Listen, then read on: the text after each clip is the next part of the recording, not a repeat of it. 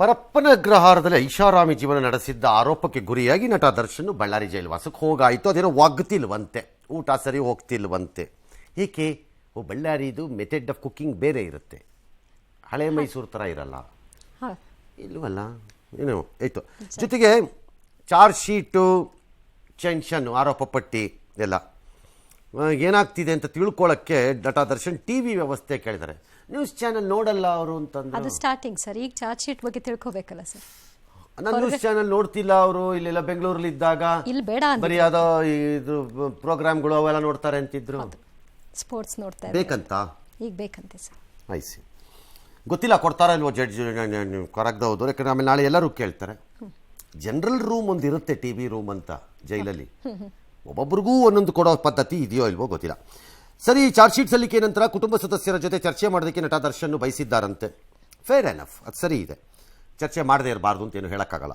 ಬೆಂಗಳೂರು ಜೈಲಲ್ಲಿರುವ ಕೆಲವರು ಯಾರೋ ಅವ್ರ ಜೊತೆ ಫೋಟೋಲ್ಲಿ ಕಾಣಿಸ್ಕೊಂಡಿದ್ರಲ್ಲ, ಯಾರ್ಯಾರೋ ಅದ್ಯಾರೋ ನಾಗ, ಸೀನಾ, ಎಲ್ಲ ವೇಲು ಅವ್ರಿಗೆಲ್ಲ ಜೈಲಧಿಕಾರಿಗಳು ಯಾವುದೇ ಕ್ರಮ ತಗೊಂಡಿಲ್ಲ ಅಂತ ಇದಕ್ಕೆ ಪೊಲೀಸ್ ಆಯುಕ್ತ ಹೇಳಿದ್ದಾರೆ. ಹಾಗೆಲ್ಲ ಅಲ್ಲ, ಕೋರ್ಟ್ಗೋಸ್ ಅನುಮತಿ ಕಾಯ್ತಾ ಇದ್ದೀವಿ ಅಂತ.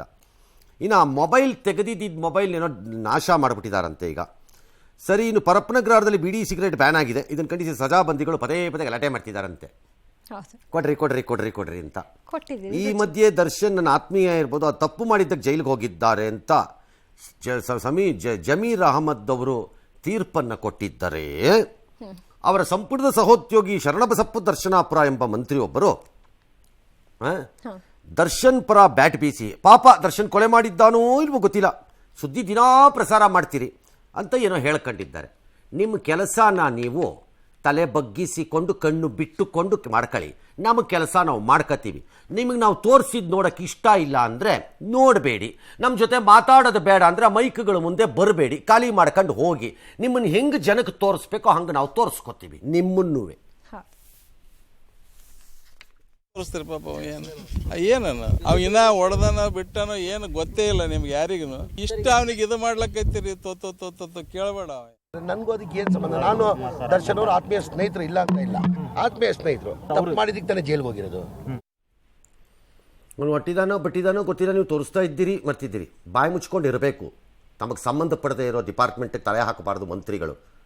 Home minister should advise your ಕೊಲೀಗ್ಸಿಗೆ. It's an insult to your police department and ಆಫೀಸರ್ಸ್ಗೆ.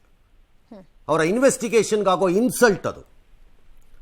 ಬೇರೆ ಯಾರು ಮಾತಾಡಿದ್ರೂ ಓಕೆ, ಸರ್ಕಾರದ ಭಾಗವಾಗಿರುವವರು ಸರ್ಕಾರವೇ ನಡೆಸುತ್ತಿರುವ ತನಿಖೆಯನ್ನು ಅವಹೇಳನ ಮಾಡುವಂತೆ ಮಾತಾಡಿದ್ರೆ ಮಾನ ಮರ್ಯಾದೆ ಲಜ್ಜೆ ಇದೆಯಾ ನಿಮಗೆ ಅಂತ ಹೇಳಬೇಕಾ? ಏನು ಹೇಳಬೇಕು? ಮಾಡಿದಾರೋ ಬಿಟ್ಟಿದ್ದಾರೋ ಕೋರ್ಟ್ ತೀರ್ಮಾನ ಮಾಡಲಿ. ತನಿಖಾ ಹಂತದಲ್ಲಿ ಎರಡನೇದು, ಏನನ್ನು ತೋರಿಸಬೇಕು ಅನ್ನೋ ನಿರ್ಧಾರವನ್ನು ನೀವಲ್ಲ ಮಾಡಬೇಕಾಗಿರೋದು. ನಿಮ್ಮ ಕ್ಷೇತ್ರದಲ್ಲಿ ಏನು ಘನಂದಾರಿ ಕೆಲಸ ಆಗ್ತಿದೆ ಅನ್ನೋದನ್ನು ನಾವು ತೋರಿಸ್ತೀವಿ. ಆಗ ಸುಮ್ಮನೆ ಇರೋದು ಕಲ್ತ್ಕೋಬೇಕು.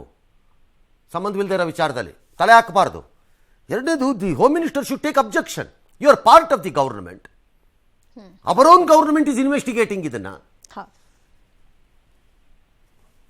ಬಾಯಿ ಮುಚ್ಕೊಂಡು ಇರಲ್ಲ ನಿಮ್ಮ ಕೆಲಸ ಮಾಡಿಕೊಂಡು. ಅದೇನು ಡಿಪಾರ್ಟ್ಮೆಂಟು ನೋಡೋಣ, ಇದೆಲ್ಲ ಕಳೀಲಿ.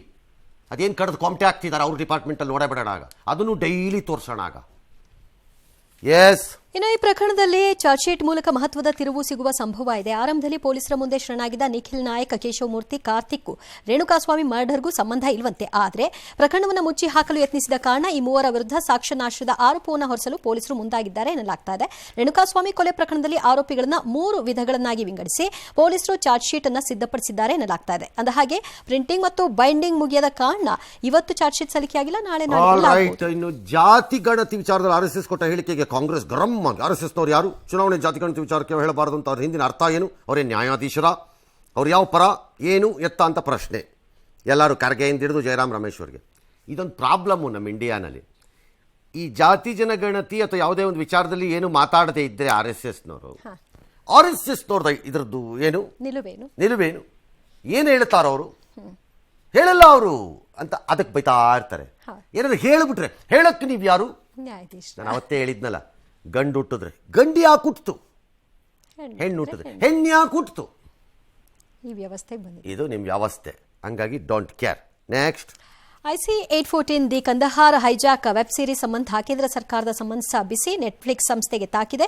ಇವತ್ತು ನೆಟ್ಫ್ಲಿಕ್ಸ್ ಕಂಟೆಂಟ್ ವಿಭಾಗದ ಮುಖ್ಯಸ್ಥೆ ಮೋನಿಕಾ ಶೆರ್ಗಿಲ್ ವಿಚಾರಣೆ ಎದುರಿಸಿದರು. ಹೈಜಾಕರ್ಗಳ ಹೆಸರುಗಳ ಸ್ಪಷ್ಟವಾಗಿ ಕಾಣಿಸುವ ರೀತಿಯಲ್ಲಿ ಸ್ಕ್ರೀನ್ ಮೇಲೆ ಕ್ಯಾಪ್ಷನ್ ಇಲ್ಲವೇ ರೈಡರ್ಗಳನ್ನು ಯಾಕೆ ನೀಡಿಲ್ಲ? ಹೈಜಾಕರ್ಗಳಿಗೆ ಮಾನವೀಯತೆ ಇದೆ ಎಂಬ ಅರ್ಥದಲ್ಲಿ ಯಾಕೆ ಚಿತ್ರೀಕರಿಸಿದ್ರಿ? ಸಂಧಾನಕ್ಕೆ ಮುಂದಾದವರನ್ನ ದುರ್ಬಲರಂತೆ ಯಾಕೆ ಚಿತ್ರಿಸಿದ್ದೀರಿ ಅಂತ ಅಧಿಕಾರಿಗಳು ಕ್ಲಾಸ್ ತಗೊಂಡ್ರು. ಈ ಹಂತದಲ್ಲಿ ಕಂಟೆಂಟ್ ವಿಚಾರದಲ್ಲಿ ಮರು ಸಮೀಕ್ಷೆಯನ್ನು ನಡೆಸ್ತೀವಿ, ಮತ್ತೆ ಇಂತಹ ತಪ್ಪುಗಳು ಆಗದೇ ಇರೋ ಹಾಗೆ ನೋಡ್ಕೊಳ್ತೀವಿ ಅಂತ ಅವರು ಹೇಳಿದ್ದಾರೆ. ಜೊತೆಗೆ ನೈಜ ಹೆಸರುಗಳನ್ನು ಇದೀಗ ಬಿತ್ತರಿಸಲ್ಲ, ಅಲ್ಲೆಲ್ಲ ಹಾಕ್ತಾರಂತೆ ಡಿಸ್ಕ್ಲೈಮರ್ ತರ. ನನ್ನ ಪ್ರಕಾರ ಇದನ್ನ ಅಲೋ ಮಾಡಬಾರ್ದಾಗಿತ್ತು, ಕಟ್ ಮಾಡಬೇಕಾಗಿತ್ತು. This is not entertainment. ಇದು ದೇಶದ ಒಂದು ಭಾವನೆ. ಇದರಲ್ಲಿ ಕ್ರಿಯೇಟಿವ್ ಫ್ರೀಡಮ್ ಏನಿಲ್ಲ. ಇದರಲ್ಲಿ ಏನಿದೆ ಕ್ರಿಯೇಟಿವ್ ಫ್ರೀಡಮ್? ತಲೆ ಇದರಲ್ಲಿ. ಈ INB-ನವರು ಅಷ್ಟೇ, ಯಾರು ಸಣ್ಣ ಪುಟ್ಟದವ್ರು ಸಾಕೊಂಡ್ರೆ ಉಜ್ತಾರೆ, ಹಾಕೊಂಡ್ರು ರುಬ್ಕೊಳ್ಳೋಕ್ಕೆ ಹೆದರ್ಸೋದವ್ರನ್ನ. ಇಂಥವ್ರು ಬಂದರೆ ಬಗ್ ನಿಂತ್ಕೊತಾರೆ. ಇವ್ರುವೆ ಯಾವ INB ಮಿನಿಸ್ಟ್ರು ಇವರು? ನಿಲ್ಲಿಸ್ಬೇಕಾಗಿತ್ತು ಅದನ್ನು. ಆಲ್ ರೈಟ್, ಅದನ್ನೆಲ್ಲ ಮಾಡೋವರೆಗೂ ಸಸ್ಪೆಂಡ್ ದಟ್ ಅಂತ ಹೇಳಬೇಕಾಗಿತ್ತು. ಎಕ್ಸಾಕ್ಟ್ಲಿ. ಕ್ರಮ ತಗೊಳ್ಬೋದು. ಮತ್ತೆ ಏನು ತಮಾಷೆನಾ ಈ ವಿಚಾರದಲ್ಲಿ? ಇದು India is a biggest market to them. ಏನು ಪುಕಟೆ ಮಾಡ್ತಿದ್ದಾರೆ, ನಮ್ಮಿಂದ ಕಾಸು ತಗೊಂಡು ಹೋಗ್ತಿದ್ದಾರೆ. ಬೇರೆ ಎಲ್ಲ ಕಡೆ ವ್ಯಾಪಾರ ನಡೀತಿದ್ರು. ಯಾವ ಊರು ಸರ್ಕಾರ ರೀ BJP ಅವ್ರದ್ದು? ಇವ್ರಿಗೆ ಬೇಕಾದಂಗೆ ಡಾನ್ಸ್ ಮಾಡ್ಕೊಂಡು ಉಳಿದವ್ರೆಲ್ಲ ಡಾನ್ಸ್ ಮಾಡ್ತಿದ್ರೆ ಬಾಯಿಗೆ ಬಂದಂಗೆ ಮಾತಾಡ್ತಾರೆ ಇವರು. ಯಾರು ಇವರು? ಹುಬ್ಬಳ್ಳಿ ಈದ್ಗಾ ಮೈದಾನದಲ್ಲಿ ಗಣೇಶ ಪ್ರತಿಷ್ಠಾಪನೆಗೆ ಅಲ್ಲಿಯ ಮಹಾನಗರ ಪಾಲಿಕೆ ಅನುಮತಿ ಕೊಟ್ಟಿದೆ. ಕಾಳಚೇರಿ ಎಲ್ಲ ಯಾರಾಪೇರಿ ಮಾಡ್ಕೊಂಡಿದ್ರು. ಆಮೇಲೆ ಅದನ್ನು ದೊಡ್ಡ ಇಶ್ಯೂ ಮಾಡಿಸ್ಕೊಂಡು ಮುಖಕ್ಕೆ ಒಂದಷ್ಟು ಬೇಜಾರು ಮಾಡಿಸ್ಕೊಂಡು ಈಗ ಮಾಡ್ಕೊಂಡಿದ್ದಾರೆ. ಒಳ್ಳೇದು, ಗುಡ್. 9ನೇ ತಾರೀಕು 7ನೇ ತಾರೀಕು ಮಾಡಿ, 9ನೇ ತಾರೀಕು ವಿಸರ್ಜನೆ ಮಾಡಿ ಅಂತ ಹೇಳಿದ್ದಾರೆ. ಕೆಲವು ಷರತ್ತುಗಳನ್ನು ಹಾಕಿದ್ದಾರೆ. ಆಯ್ತಲ್ಲ, ಪ್ರಾಬ್ಲಮ್ ಸಾಲ್ವ್ಡ್. ಮಾಡ್ರಿ ಇನ್ಸ್ಟಾಲೇಷನ್ ಅಷ್ಟೇ. ಇನ್ನು ಯುವ ವೈದ್ಯ ಅತ್ಯಾಚಾರ ಪ್ರಕರಣ ಸಾಕಷ್ಟು ಸದ್ದು ಮಾಡ್ತಿರೋ ಹೊತ್ತಿನಲ್ಲೇ ಬಂಗಾಳ ವಿಧಾನಸಭೆಯಲ್ಲಿ ಅತ್ಯಾಚಾರ ವಿರೋಧಿ ಮಸೂದೆ ಸರ್ವಾನುಮತದಿಂದ ಅಂಗೀಕಾರವನ್ನು ಪಡೆದಿದೆ. ಈ ಮಸೂದೆಗೆ ರಾಜ್ಯಪಾಲರು ಅಂಕಿತ ಹಾಕಬೇಕು ಅಂತ ಮಮತಾ ಬ್ಯಾನರ್ಜಿ ಕೋರಿದ್ದಾರೆ. ಆದರೆ ಇದು ಗಮನ ಬೇರೆಡೆ ಸೆಳೆಯುವ ಪ್ರಯತ್ನ ಅಷ್ಟೇ ಅಂತ ಸುವೇಂದು ಅಧಿಕಾರಿ ಆರೋಪಿಸಿದ್ದಾರೆ. ರೇಪ್ ಮಾಡಿದವರಿಗೆ ಮರಣದಂಡನೆ ವಿಧಿಸುವ ಅವಕಾಶವನ್ನು ಈ ಮಸೂದೆ ಕಲ್ಪಿಸುತ್ತೆ. ಚಾರ್ಜ್ ಶೀಟ್ ಸಲ್ಲಿಸಿದ 36 ದಿನದಲ್ಲಿ ಮರಣ ಶಿಕ್ಷೆ ನೀಡುವ ನಿಬಂಧನೆ ಒಳಗೊಂಡಿರುತ್ತೆ. ಆಸಿಡ್ ದಾಳಿಕೋರರಿಗೆ ಜೀವಾವಧಿ ಶಿಕ್ಷೆ ನೀಡುವ ನಿಬಂಧನೆ ಈ ಮಸೂದೆಯಲ್ಲಿದೆ. ಈ ಮಧ್ಯೆ ಆರ್ಜಿಕರ್ ಆಸ್ಪತ್ರೆ ಪ್ರಕರಣ ಸಂಬಂಧ ಪೊಲೀಸ್ ಆಯುಕ್ತರ ರಾಜೀನಾಮೆಗೆ ಆಗ್ರಹಿಸಿ 2ನೇ ದಿನವೂ ಪ್ರತಿಭಟನೆ ಮುಂದುವರೆದಿದೆ. ಆದರೆ ಈ ಮಸೂದೆ ಜಾರಿಗೆ ಬರುತ್ತಾ ಅನ್ನೋದು ನನಗೆ ಅನುಮಾನ ಇದೆ. ರಾಜ್ಯ ಸರ್ಕಾರಗಳಿಗೆ ಮಸೂದೆಗಳನ್ನು ಮಾಡುವ ವಿಚಾರದಲ್ಲಿ ಕೆಲವು ಸೀಮಿತ ಅಧಿಕಾರಗಳಿವೆ. No act of a state government can override a central act ಅನ್ನು. ಅಂದರೆ ಕೇಂದ್ರ ಸರ್ಕಾರ ದೇಶಕ್ಕೆ ಜಾರಿ ತಂದಿರುವ ಕಾನೂನುಗಳನ್ನು ನಾಶ ಮಾಡುವುದಾಗಲಿ, ವಿಫಲಗೊಳಿಸುವುದಾಗಲಿ, ಶಿಥಿಲಗೊಳಿಸುವುದಾಗಲಿ ಅದಕ್ಕೆ ಪರ್ಯಾಯವಾಗಿ ಮಾಡಲಿಕ್ಕೆ ಬರುವುದಿಲ್ಲ ನನ್ನ ಪ್ರಕಾರ. ಆದರೆ ಈ ಪ್ರಕರಣದಲ್ಲಿ ಕಾನೂನು ಮತ್ತು ಸುವ್ಯವಸ್ಥೆ ರಾಜ್ಯದ ಪರಿವ್ಯಾಪ್ತಿಯಲ್ಲಿ ಬರುತ್ತೆ. ಹಾಗಾಗಿ ಟೆಕ್ನಿಕಲಿ ವಾದ ಮಾಡಬಹುದು, ಕಾನೂನು ಮತ್ತು ಸುವ್ಯವಸ್ಥೆ ನನ್ನ ಪರಿವ್ಯಾಪ್ತಿಯಲ್ಲಿ ಬರೋದ್ರಿಂದ ನಾನು ಇದು ಕಾನೂನು ಮಾಡಬಹುದು ಅಂತ. But there are already existing laws for it. ಹಾಗಾಗಿ this will be challenged, the constitutionality will be challenged in Supreme Court. ಸಂವಿಧಾನಿಕವಾಗಿ ಇದನ್ನ ಅಲ್ಲೇ ಆಗಬೇಕು. 2ನೇದು, ರಾಜ್ಯಪಾಲರ ಅಂಕಿತ ಹಾಕಿದ್ರೆ ಸಾಲಲ್ಲ, ರಾಷ್ಟ್ರಪತಿಗಳು ಅಂಕಿತ ಆಗಬೇಕು ಆಮೇಲೆ ಅದಕ್ಕೆ. ಹಾಗಾಗಿ there is a serious problem ಅನ್ಸತ್ತೆ. ಇದು ಗೊತ್ತಿಲ್ಲ ನನಗೆ. ಇಲ್ದಿದ್ರೆ ಏನಾಗತ್ತೆ, ಆಯಾ ರಾಜ್ಯದವರು ನಿಮ್ಗೆ ಇಷ್ಟ ಬಂದಂಗೆ. ಈಗ ಮೊನ್ನೆ ಆ ಮೇಡಮ್ ಕೂತ್ಕೊಂಡು ಬಾಂಗ್ಲಾದೇಶದಿಂದ ಬರೋರು ನಾನೆಲ್ಲರಿಗೂ ಇದು ಕೊಡ್ತೀನಿ ಅಂತ. ಫಾರಿನ್ ಅಫೇರ್ಸ್ ಡಿಪಾರ್ಟ್ಮೆಂಟು ನಂದೆ. ಎಲ್ಲರೂ ಇಂಡಿಪೆಂಡೆಂಟ್ ನೇಷನ್ ಆಗ್ಬಿಡಿ, ಭಾರತ ಯಾಕಿರ್ಬೇಕಾಗ? ಸಿಕ್ಕಿದ ರೂಲ್ಸ್ ಮಾಡ್ಕೊಳ್ಳಿ ನಿಮ್ಮ ಇಷ್ಟ ಬಂದಂಗೆ. ಹಂಗಾಗಲ್ಲ. ಉತ್ತರ ಪ್ರದೇಶದ ಬಾರೇಜ್ ಜಿಲ್ಲೆಯನ್ನು ತತ್ತರಿಸುವಂತೆ ಮಾಡುವ ನರಭಕ್ಷಕತೆಗಳ ವಿಚಾರದಲ್ಲಿ ಈಗ ಸರ್ಕಾರ ತೀರ್ಮಾನ ತಗೊಂಡು ಕಂಡಲ್ಲಿ ಗುಂಡಾಕಿ ಅಂತ ಹೇಳಿದ್ದಾರೆ. 6 ತೋಳ ಓಡಾಡ್ತಿತ್ತಂತೆ, 4 ಹಿಡಿದಿದ್ದಾರೆ, 2 ಸಿಕ್ಕಿಲ್ವಂತೆ. ಕರೆಕ್ಟಾಗಿ ಬಂದು ಮಕ್ಕಳನ್ನ ಎತ್ಕೊಂಡು ಹೋಗ್ತಿದ್ದಂತೆ. ಯಾವುದೋ ಒಂದು 2-3 ದೃಶ್ಯ ನೋಡಿದೆ ನಾನು. ಹಾಗಾಗಿ ಅವು ತೋಳಗಳೇ ಇದ್ದಂಗಿವೆ ಮಕ್ಕಳನ್ನ ಎತ್ಕೊಂಡು ಹೋಗ್ತಿರೋದ್ರಲ್ಲಿ. ಸೊ ಹೊಡೆದಾಕ್ಬೇಕು ಅಷ್ಟೇ, ಬೇರೆ ದಾರಿ ಇಲ್ಲ ಇನ್ನು ನಿಮಗೆ. ಇನ್ನು 2 ಇದೆಯಂತೆ. ಆದರೂ ಏನು ಧೈರ್ಯ ಅಲ್ಲ, ಎಂತೆಂಥ ತೋಳಗಳ ಮಧ್ಯೆ ಈ ತೋಳ ಬಂದಿದೆಯಲ್ಲ.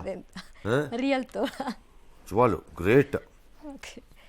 ಕರ್ನಾಟಕಕ್ಕೆ ಬರಲ್ಲ ತೋಳಗಳು, ಭಯ. ಅದಕ್ಕಿಂತ ಬೆಟರ್ ತೋಳಗಳಿವೆ ಇಲ್ಲಿ. ಕಲ್ಯಾಣ ಕರ್ನಾಟಕದಲ್ಲಿ ಮಳೆ ಅವಾಂತರ ಮುಂದುವರೆದಿದೆ. ಮನುಷ್ಯ ರೂಪದಲ್ಲಿ. ಬೀದರ್ ಜಿಲ್ಲೆಯ ಮಾಂಜ್ರಾ ನದಿ ಅಪಾಯ ಮಟ್ಟ ಮೀರಿ ಹರಿತಾ ಇದೆ. ಇಸ್ಲಾಂಪುರ ಸೋನಾಳ ಸೇತುವೆ ಮುಳುಗಡೆಯಾಗಿದೆ. ಯಾದಗಿರಿಯ ನಂದೇಪಲ್ಲಿ ಬದ್ದೇಪಲ್ಲಿ ಸೇತುವೆಗಳು ಕೂಡ ನೀರಿನ ಹರಿವು ಹೆಚ್ಚಾಗಿರೋ ಕಾರಣ ಅಲ್ಲಿ ಸಂಚಾರ ಮುಕ್ತವಾಗಿಲ್ಲ.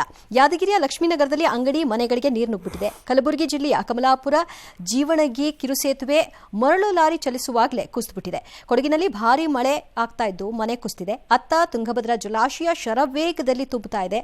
ಈಗಾಗಲೇ 100 ಟಿಎಂಸಿ ದಾಟಿದೆ. ಈ ಭಾಗದ ರೈತರಲ್ಲಿ ಮಂದಹಾಸ. ಮರಳು ಲಾರಿ ಓವರ್ ವೆಯ್ಟ್ ಮಾಡಿರ್ತಾರೆ, ತಡ್ಕೊಂಡಿರಲ್ಲ ಸೇತುವೆ, ಅದಕ್ಕೆ ವೆಯ್ಟ್ ರೇಷಿಯೋ ಇರುತ್ತೆ. ಬಾಯಿಗೆ ಬಂದಂಗೆ ಓಡಿಸ್ತಾರೆ ಇವರು. ಇನ್ನೇನಾಗುತ್ತೆ, ಕುಸ್ತ್ಕೊಳ್ಳದೆ ಅಲ್ಲಿ ಲಾರಿ ಓನರ್ನ ಕರ್ಕೊಂಬಂದು ಕಟ್ಸು ಅನ್ಬೇಕು. ಅದನ್ನ ಅವ್ರಿಗೆ ಹೇಳ್ಬೇಕು, ನೀನೇ ಕಟ್ಟು ಬಾಯಿಲಿ ಅಂತ. ಅದೇ ನಿನಗೆ ಶಿಕ್ಷೆ ಅನ್ಬೇಕಪ್ಪ ಓವರ್ ವೆಯ್ಟ್ ಆಗಿದ್ರೆ. ಬ್ರಿಡ್ಜಿನ ಶಿಥಿಲ ಆಗೋಗಿದ್ರೆ ಬೇರೆ ವಿಚಾರ. ಭಾರೀ ಮಳೆಗೆ ಆಂಧ್ರ ತೆಲಂಗಾಣ ತತ್ತರಿಸೋಗಿದೆ. ಇಲ್ಲಿವರೆಗೂ 35 ಜನ ಬಲಿ. ವಿಜಯವಾಡ ಖಮ್ಮಂ ನಗರದಲ್ಲಿ ದಾರುಣವಾಗಿದೆ. ಜನ ಒದ್ದಾಡ್ತಿದ್ದಾರೆ ಪಾಪ.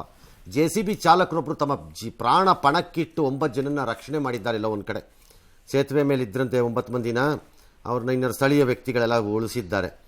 ಯುವ ವಿಜ್ಞಾನಿಯರ ಅಶ್ವಿನಿ ಮೆಹಬೂಬಾಬಾದ್ ಪ್ರವಾಸಕ್ಕೆ ಎಲ್ಲಿಗೆ ಹೊರಟಿದ್ರಂತರು?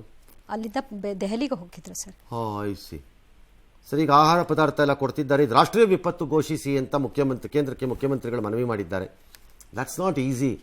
ಯಾಕಂದರೆ ನ್ಯಾಷನಲ್ ಡಿಸಾಸ್ಟರ್ ಅಂತ ಘೋಷಣೆ ಮಾಡುವಾಗ ಕೆಲವು ಇದು ಬೇಕಾದಕ್ಕೆ. ಇದ್ರೆ ಎಲ್ಲ ನ್ಯಾಷನಲ್ ಡಿಸಾಸ್ಟರ್ಸ್ ಆದರೆ ಐಡಿಯಾ ಏನಂದರೆ ಗೌರ್ಮೆಂಟ್ ಆಫ್ ಇಂಡಿಯಾ ದುಡ್ಡು ಕೊಡಲಿ ಅಂತ.